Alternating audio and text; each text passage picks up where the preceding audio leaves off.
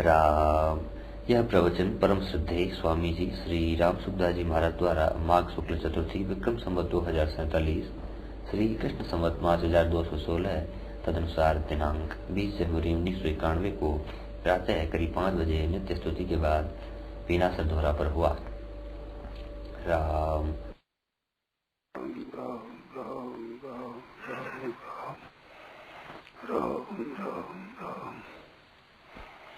नारायण नारायण नारायण नारायण नारायण राम राम राम। अब बोलो नारायण। हमारे मन कोई आई नहीं, कोई विचार नहीं। आप फरमाओ, आप बोलो तो बस आ जाएगा कोई बात।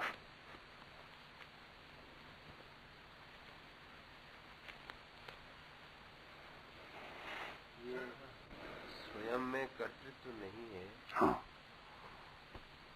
ये बात वेदांत आदि शास्त्र मानते हैं, आप भी मानते हैं। हाँ, गीता भी मानती है। हाँ, परंतु आप ये भी कहते हैं थोड़ा सा ऐसा कर्तृत्व है प्रसन्न रूप से, हाँ, जिसका भान ऐसा होता नहीं। हाँ, संचालकत्व जैसे उसमें ड्राइवर में रहता है, हाँ, ऐसा थोड़ा सा एक कर्तृत्व इसमें है। हाँ। ये दोनों बात कैसे? नहीं, उनमें है नहीं, वास्तव में है ही नहीं। कार्य करने में ऐसा भान होता है, कर्तृत्व है, वास्तव में कर्तृत्व नहीं है। यही बात है सिद्ध। कर्तृत्व भी एक विकार ही है, तो वो निर्विकार तत्व है।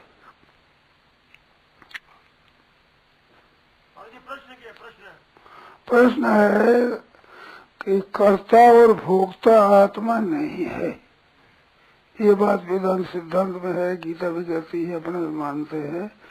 तो कर्तृत्व भोक्तृत्व नहीं है, फिर भी आप कभी कह देते हो कि थोड़ा सा है। थोड़ा क्या है वो?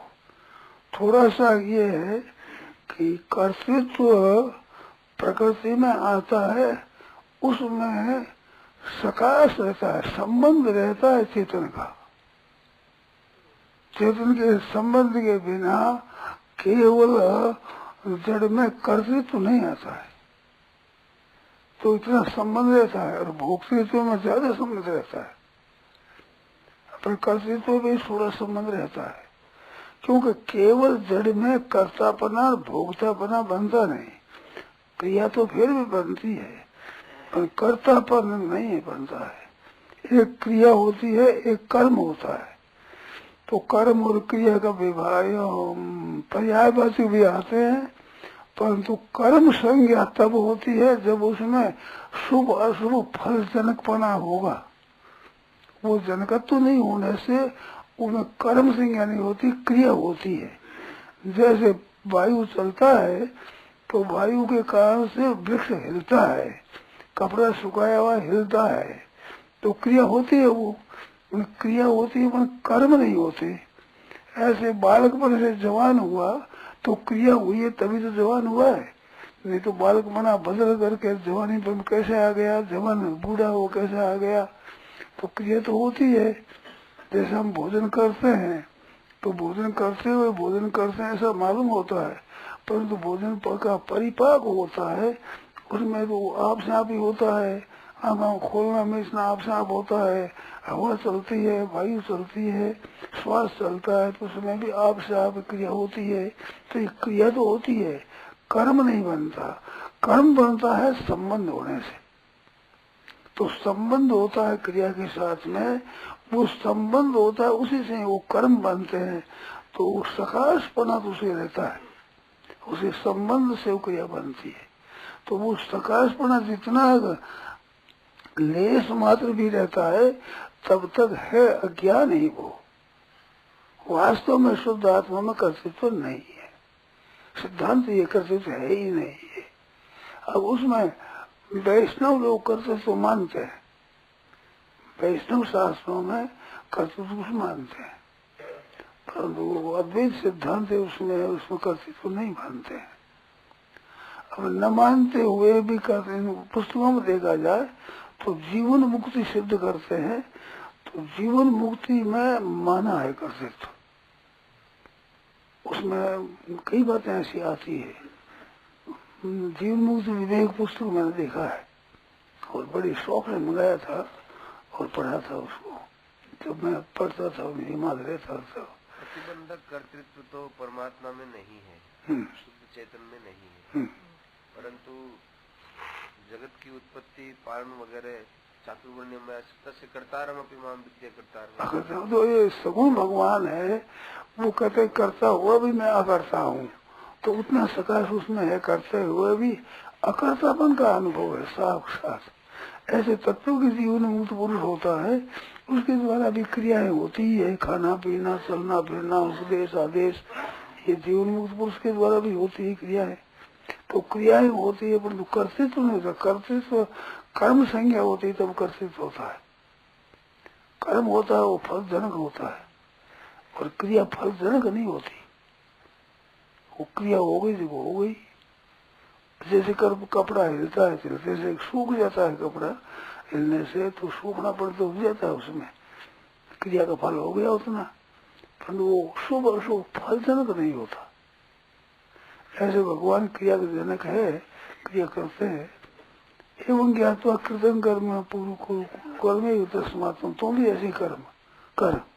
तो कैसे करे कि नमन कर्माणि लिम्पन्ति न मे कर्म फलेषु, नमन कर्माणि लिम्पन्ति तो कर्तृत्व, न मे कर्म फलेषु ये भोक्तृत्व। तो भोक्तृत्व पहले नष्ट होता है, भोक्तापन की इच्छा मिट जाती है वैराग्य होने से, पर होने पर भी कर्तापन रहता है उसमें सब सूक्ष्म। और क्रिया होती तब तो चेतन का सकाश रहता है। तो चेतन का एक तो सकाश रहता है और एक लिप्तता होती है। तो वो करते तो होता है, वो क्रिया होती है, भगवान करते हैं, वो क्रिया बना रहता है, परंतु उसमें लिप्तता चीज है वो अज्ञान से होती है। नहीं तो अज्ञान बैठने के बाद उसके सकाश से क्रिया हो जाएगी। जैसे इंजन चलता है तो इंजन की क्रिया सब इंजन में ही होती है। अब ड्राइवर चलाता है तो चलाता है तो वो चलता है, नहीं तो नहीं चल सकता।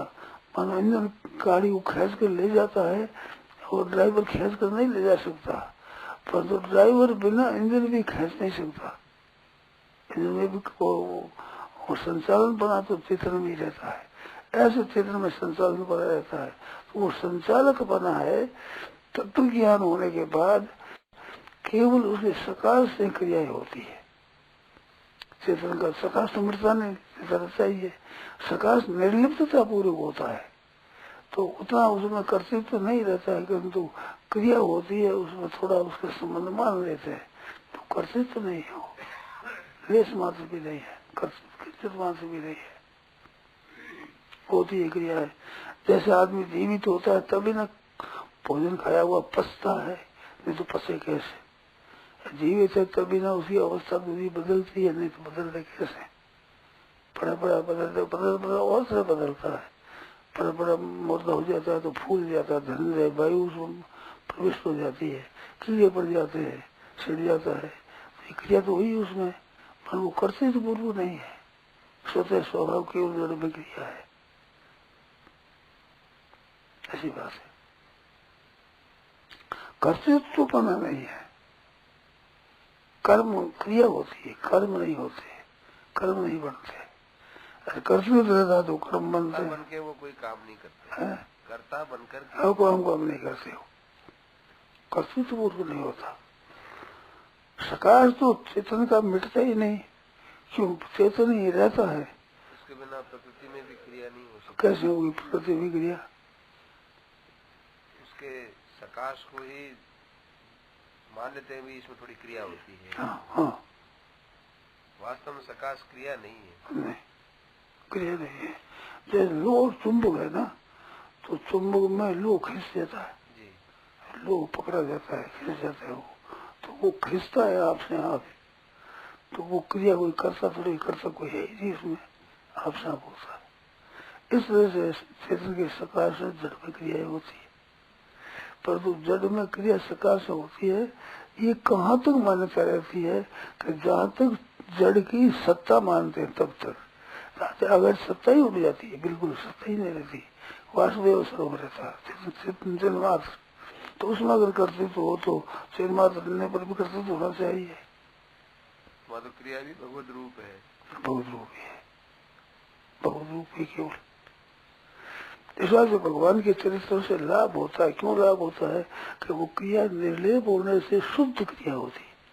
उन क्रियाओं से लाभ है से जीवन मुक्त पुरुषों की क्रिया से लाभ होता है, दूसरों को बिल्कुल बिना किए लाभ होता है। जैसे सूर्य के प्रकाश से सब संचालन होता है, जब संचालन में सूर्य का प्रकाश कारण पड़ता है, परंतु करना पर उसमें नहीं होता, तो सूर्य पाप और पुण्य का भागी नहीं होता।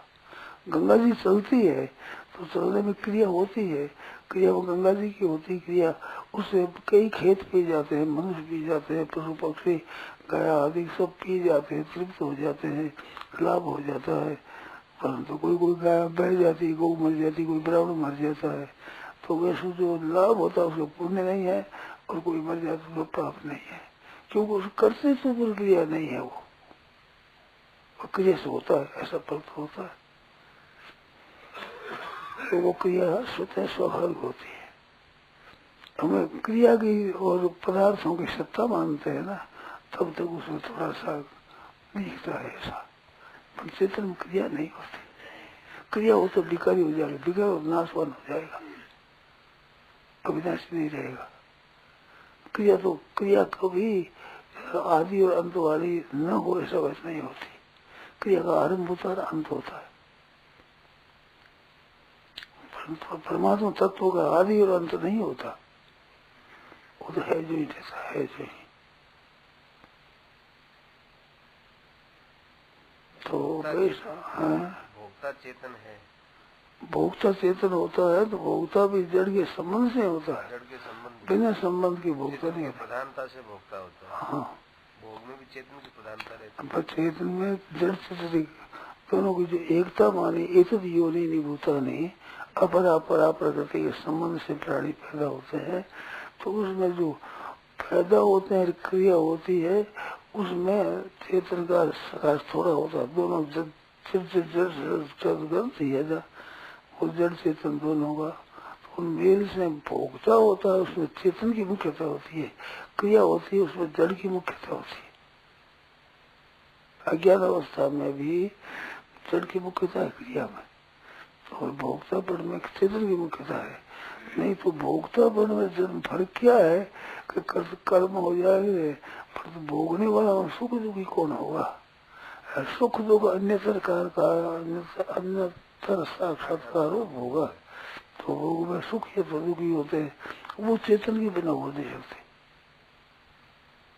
तो ज्ञानी महात्मा को होता है तो सुख दुख मना और सुख दुखी नहीं होते, उसमें इतना होता है कि ज्ञाता होता है, सुख दुख का अनुकूल प्रतिकूल ज्ञाता होता है, भोक्ता नहीं होता।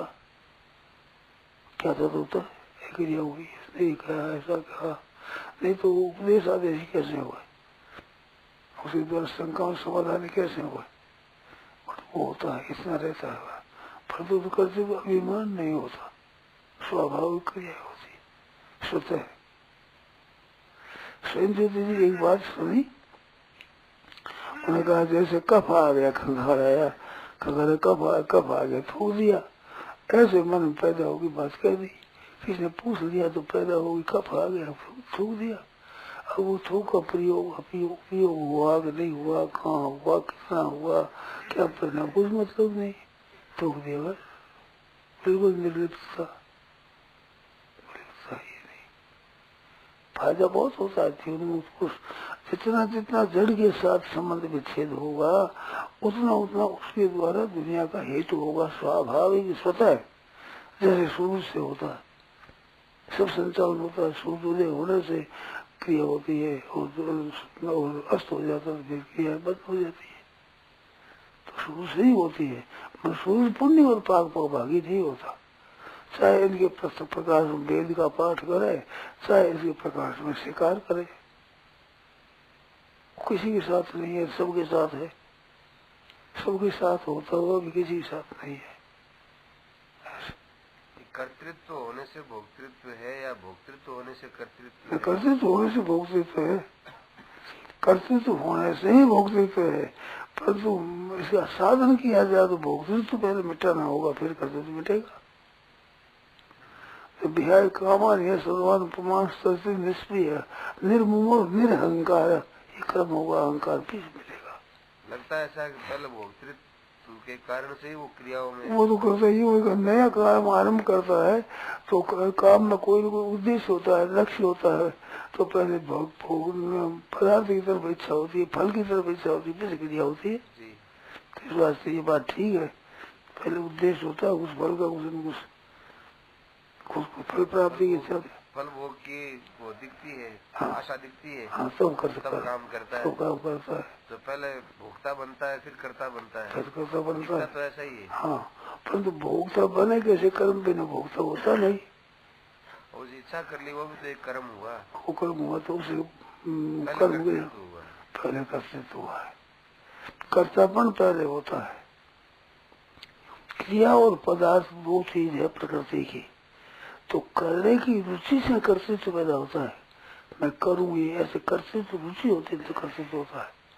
रुचि होती है किसी भोग को लेकर होती है, किसी लाभ को लेकर होती है, किसी उद्देश्य को लेकर होती है, दुनिया का हेतु तो ये भी एक भीतर बात है ना, तो बात है तो वह बात से वो क्रिया होती है, तो क्रिया का फल भी लाभ हो ऐसा होता है। पर वास्तव में दुनिया का लाभ हो इसमें कोई आग्रह नहीं रहा। शेर जी ने कहा था सत्ता आसक्ति आग्रह, ये तीन होने से कर्म बनता है। सत्ता आगारी की सत्ता माने पदार्थों की, और आसक्ति हो जाए और आग्रह हो जाए, ऐसे हो जाए तो कर्तव्य पड़ जाता है। तो पहले सत्ता मानते हैं पहले, वो सत्ता जब एक की सिवाय यदि सत्ता ही नहीं रहती तो उसमें कर्तव्य कैसे हो। सत्ता होने से रुचि होती है, करने की रुचि होने से कर्तृत्व आता है, भोगने की रुचि में भोक्तृत्व आता है। दोनों मिट जाते तो पूर्णता होती है। जैसे नाहंक तो भाव अर्बुद्धि जैसे न लिप्यते। अच्छा, स्वरूप का वर्ण आया अनर्थत्वात् निर्गुणत्वात् परमात्मा अयम अव्यय शरीर स्थोपि कौन्तेय न करोति न लिप्यते। तो शरीर में स्थित है, लिप्तता पूर्व नहीं है। जैसे व्यापक प्रकाश सब जगह है, ये प्रकाश है, इस प्रकाश में सब बैठे। प्रकाश के बिना क्रिया कैसे हो, दिखे कैसे, ज्ञान भी कैसे हो, प्रकाश होता है। और प्रकाश की लिप्तता किसी व्यक्ति के साथ में नहीं, किसी वस्तु के साथ में नहीं है, निर्लिप्त है। काम सब होता है उस प्रकाश में ही। इसलिए चित्र किया प्रकाश से क्रिया होती है, लिप्तता नहीं है। तो सही दस्त हो भी कौन थे न करो कि न लिप्य थे, कष्ट नहीं होता, लिप्तता नहीं होती।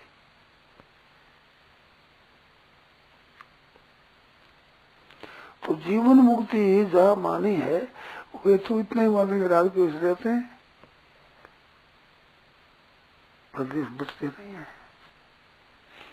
जैसे रामायण में आया है कि अब संघर्ष करे पुनि कोई, और अग्नि पर संजन से हुई सीता संजन, उसने अग्नि पर हो जाए तो अग्नि संघर्ष हो, ज्ञानी की ये ज्ञानी के हृदय में भी हो जाती है ऐसी।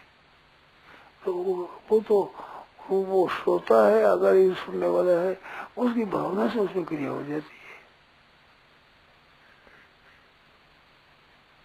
अब साधन में लिखा है अपने किताब दर्पण में, साधन में मांगा था सधर्मता, तो ज्ञानी की और भगवान की सधर्मता होती है, क्रिया होती है। बस करते तो उसमें नहीं होता, वो प्रकृति के संबंध से ही होता है। क्रिया और पदार्थ ये दो है प्रकृति का कार्य, क्रिया और पदार्थ। पदार्थों को तो भोगने की इच्छा होती है, रुचि होती है, किसी संबंध संयोग की रुचि होती है, तो भोगने तो आता है, करने की इच्छा कर्तृत्व होता है। क्रिया की रुचि पैदा होने से कर्तृत्व पैदा होता है, भोगने की संयोग की संग की इच्छा होने से भोक्तृत्व होता है। असंगो ही एवं पुरुष, ये स्वतः असंग है। अब ऐसा क्या माना है सांख्य ने, तो वो तो असंग पुरुष असंग ही रहता है। प्रकृति में क्रिया होती है, प्रकृति भोग देती है, मोक्ष देती है, दो देती है। तो भोग देते से वो पुरुष भोगने से विरुद्ध हो जाता है, तो प्रकृति का काम फिर भोग देना छूट जाता है, फिर प्रकृति मोक्ष दे देती है। तो भोग और मोक्ष देने वाली प्रकृति है। मतलब भोग मोक्ष का वो साधन का साधक करता है, साधन उससे वो होता है।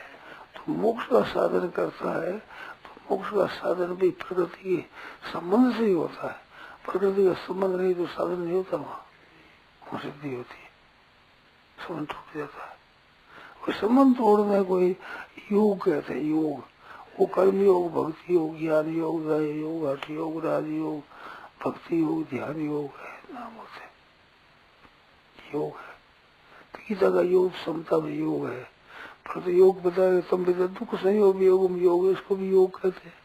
तो क्या दृढ़ का सर्वथा संबंध विच्छेद होने से स्वरूप में स्थिति हो जाती है, स्वरूप में स्थिति होने से दृढ़ता का सर्वथा संबंध विच्छेद हो जाता है, तो दोनों का फल एक ही होता है।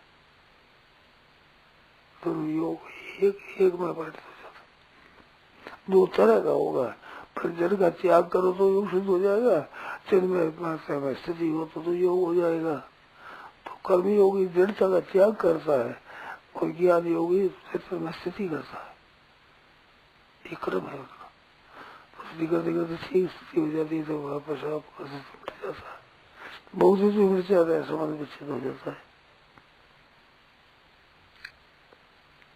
कर्मयोगी जो दुनिया के लिए ही काम करता है, दुनिया करते करते ही वो अलग हो जाता है, तो अलग होने से मुक्त हो जाता है। कर्म निरपेक्ष जो साधन है, उस साधन से आरंभ में उसकी विचार हो जाता है, इसका संबंध है नहीं। संबंध रहते हुए भी वो मानता कि संबंध है नहीं, ये अपनी दृष्टि में दिखता है, तो कोई राग होने से दिखता है। इस बात से पैरा की बुद्ध दूसरों के हित के लिए करो, अपने लिए करता है तो वो कर्म बंधन हो जाता है। अगर अपने लिए नहीं करने से कर्मों से मुक्ति हो जाती है। कर्म का प्रवाह केवल जड़ की तरफ ही हो जाता है, और संभव चेतन का प्रवाह छूट जाता है तो वो कोई कर्म योगी हो जाता है। परंतु कर्म योग में कर्म कारण है, आरूढ़ में कर्म कारण मुझे दे, योग में आरूढ़ होना चाहते उसी कर्म कारण है। यदि योगारूढ़ इस तरह से ही उस योगारूढ़ की जो समा कारण है, शांति कारण होती है। शाम का शंकराचार्य महाराज ने संन्यास अर्थ किया, संन्यास में कर्म छूट जाते हैं, ऐसा है। पर संन्यास नहीं, नाम शांति का है। तो शांति होती है, शांति है वो परमात्मा प्राप्ति में कारण होती है, संसार शांति। तो अशांति संसार के संबंध से है, जितनी तरह संबंध छूटता है उतनी उतनी शांति आती है। अत्यंत लोभी होते हैं उसकी अशांति ज्यादा रहेगी, वो परिणाम होने से शांति ज्यादा होगी। तो शांति का फल अगर परमात्मा की प्राप्ति है, तो वो शांति में भोग होगा शांति का, तो उसकी मुक्ति नहीं होगी। शांति का भोग नहीं होना चाहिए, शांति का अनुभव हो जाए। अपना अनुभव में सुख का अनुभव है, ज्ञान संगीन आने का सतगुण मानता है, सुख संगीन है, ज्ञान संगीन, वो संग होता है तो सतगुण ही बांध देता है। तो सतगुण नहीं, संग अंश है, वही बांधने वाला है। संग है उतना रुझु उनका भाग है। रागात्मक विधि दर्शना संग समुद्र हो, दर्शना संग समुद्र हो, ये बात है। वो संग से असंग से सर्वथा हो जाती है तो फिर मुक्त हो जाता है। सांख्य की दृष्टि से भी, वेदांत की दृष्टि से भी। सांख्य में अद्वैत मुख्य है, वेदांत में उसमें द्वैत रहता है, परंतु द्वैत रहता नहीं है। ये वेदांत के आचार्य तक लिखते हैं ग्रंथों में, वो कहते हैं कि सांख्य वेदांत सम्मति, अगर तो ये कर्तव्य भूत नहीं मानते, दोनों ही नहीं मानते, परंतु अद्वैत माने तो एक हो जाएंगे और द्वैत माने तो दूर रहेंगे। उनकी प्रकृति की मुख्यता है,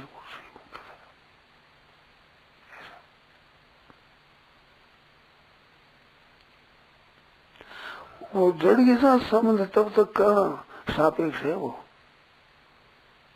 कपिल भगवान भागवत जी में इतना बोलते हैं, प्रकृति से तिरो भवित्री प्रकृति। हाँ, तो वो संबंध विच्छेद हो जाता है ना, तो तिरुभाव हो जाता है, तिरुभाव हो जाता है।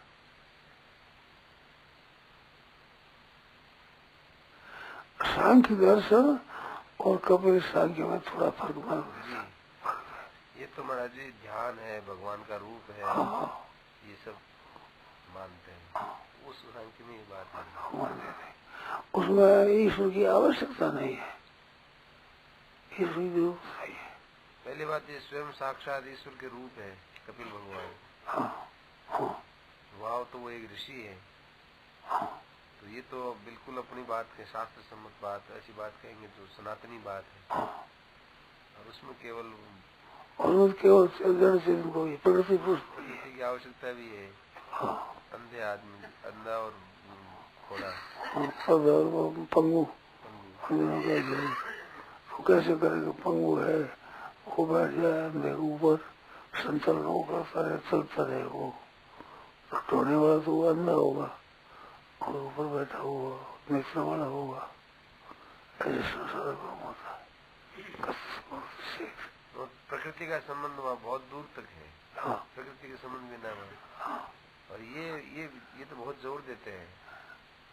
ये जो कपिल भगवान है भागवत वाले, हाँ, जो प्रकृति से संबंध तोड़ने में बहुत जोर देते हैं। एतावानेव योगेन समग्रेण है योगिनः हाँ, युजते अभिमतो यर्थो यद असंगत्सु कृष्ण सह। हाँ, कहा कि समग्र योगों का एक ही अंश में तात्पर्य है कि हमारा सब प्रकार से संसार से संबंध विच्छेद हो जाए। हाँ। ये गीता आ गया जी है।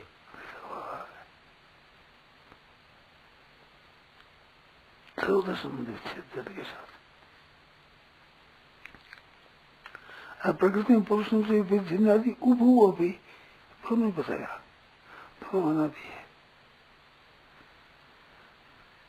अनादि होता है, अनादि अनंत पुरुष होता है। जड़ को प्रकृति को अनादि अनंत नहीं कहा, गीता ना अनंत कहा ना शांत कहा। गोविंद भवन में आपने ये बात कही तो एक परमेश्वरानंद जी महात्मा बैठे थे, उनका अनंत कैसे, प्रकृति को अनंत कैसे नहीं कहा? भूत प्रकृति मोक्ष से प्रकृति का मोक्ष बताया ना। तब फिर आपने उसका उत्तर दिया कि अनंत नहीं कहा है, भूत प्रकृति मोक्ष से प्रकृति और प्रकृति के कार्यों से विश्राम होने की, संबंध विच्छेद होने की बात, प्रकृति को अनंत कहा है। परमेश्वरी को चौक गए हो ये बात सुनते चौक गए थे वो।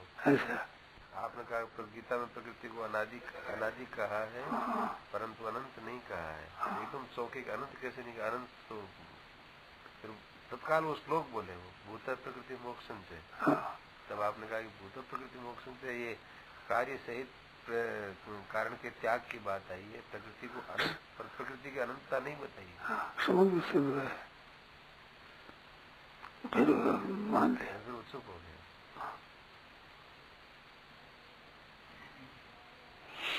नारायण नारायण नारायण नारायण नारायण राम।